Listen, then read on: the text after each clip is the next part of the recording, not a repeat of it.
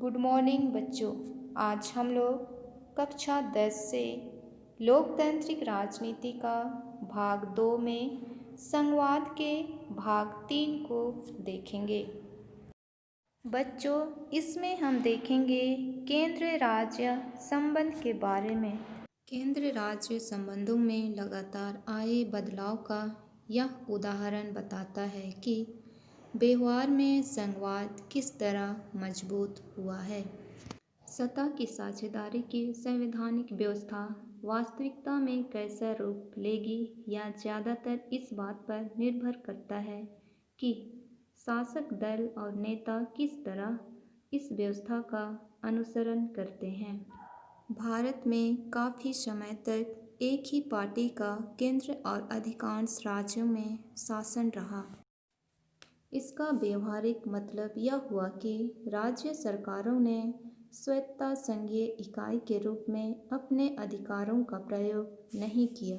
जब केंद्र और राज्य में अलग अलग दलों की सरकारें रही तो केंद्र सरकार ने राज्यों के अधिकारों की अनदेखी करने की कोशिश की। उन दिनों केंद्र सरकार अक्सर संवैधानिक प्रावधानों का दुरुपयोग करके विपक्षी दलों की राज्य सरकारों को भंग कर देती थी।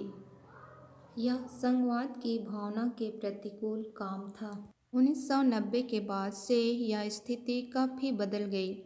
इस अवधि में देश के अनेक राज्यों में क्षेत्रीय दलों का उदय हुआ। यही दौर केंद्र में गठबंधन सरकार की शुरुआत का भी था। चूँकि किसी एक दल को लोकसभा में स्पष्ट बहुमत नहीं मिला, इसलिए प्रमुख राष्ट्रीय पार्टियों को क्षेत्रीय दलों समेत अनेक पार्टियों का गठबंधन बनाकर सरकार बनानी पड़ी। इन सभी कारणों से राज्य सरकार को मनमाने ढंग से भंग करना केंद्र सरकार के लिए मुश्किल हो गया। इस प्रकार आज हमारे देश में संघीय शासन व्यवस्था है। भारत में विकेंद्रीकरण। हमने पढ़ा था कि संघीय सरकारें 2 या अधिक स्तर वाली होती है। हमने अपने देश में 2 स्तर वाली सरकार की चर्चा की है, यानी केंद्र सरकार और राज्य सरकारें।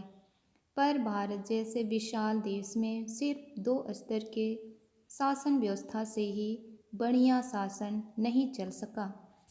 भारत ने अनेक राज्य खुद भी अंदरूनी तौर पर विविधताओं से भरा है। भारत में संघीय सत्ता की साझेदारी 3 स्तरों पर करने की ज़रूरत है, जिसमें तीसरा स्तर स्थानीय सरकार का हो और या प्रांतीय स्तर की सरकार के नीचे हो।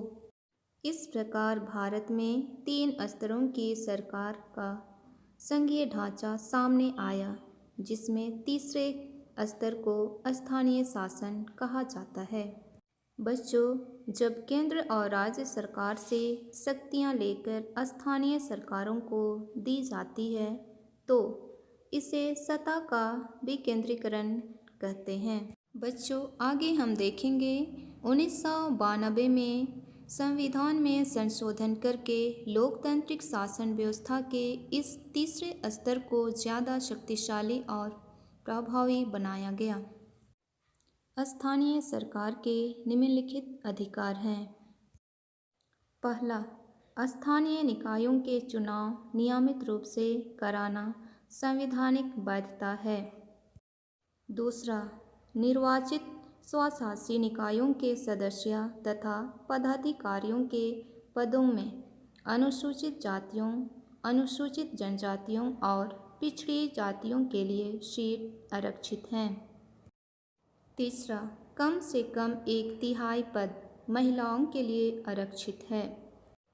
चौथा, हर राज्य में पंचायत और नगर पालिका चुनाव कराने के लिए राज्य चुनाव आयोग नामक स्वतंत्र संस्था का गठन किया गया है। पाँचवां, राज्य सरकारों को अपने राजस्व और अधिकारों का कुछ हिस्सा इन स्थानीय स्वशासी निकायों को देना पड़ता है। गांव के स्तर पर मौजूद स्थानीय शासन व्यवस्था को पंचायती राज के नाम से जाना जाता है। प्रत्येक गांव में एक ग्राम पंचायत होती है। यह एक तरह की परिषद है जिसमें कई सदस्य और एक अध्यक्ष होता है। सदस्य वार्डों से चुने जाते हैं और उन्हें सामान्यतः पंच कहा जाता है। अध्यक्ष को प्रधान या सरपंच कहा जाता है।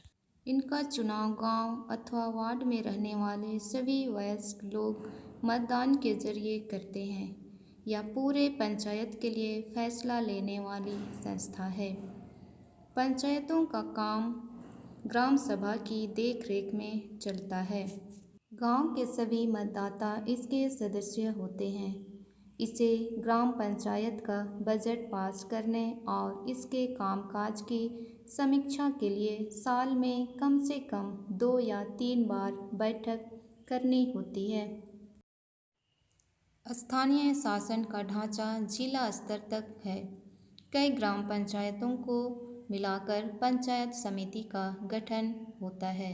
इससे मंडल या प्रखंड स्तरीय पंचायत भी कह सकते हैं। इसके सदस्यों का चुनाव उस इलाके के सभी पंचायत सदस्य करते हैं।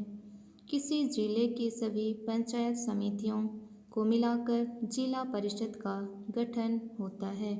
जिला परिषद के अधिकांश सदस्यों का चुनाव होता है।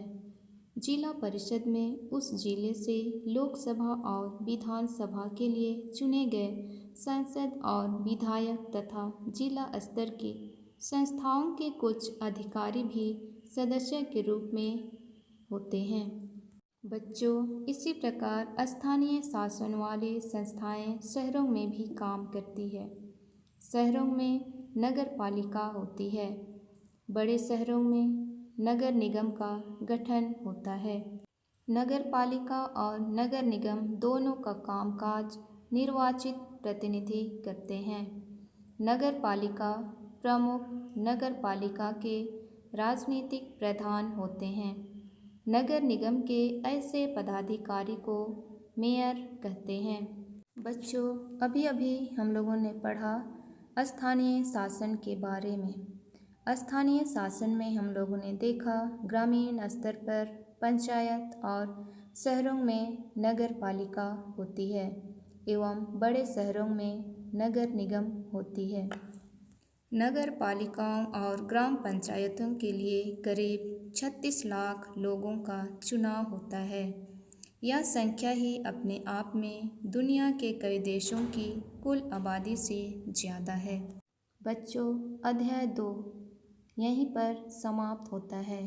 धन्यवाद।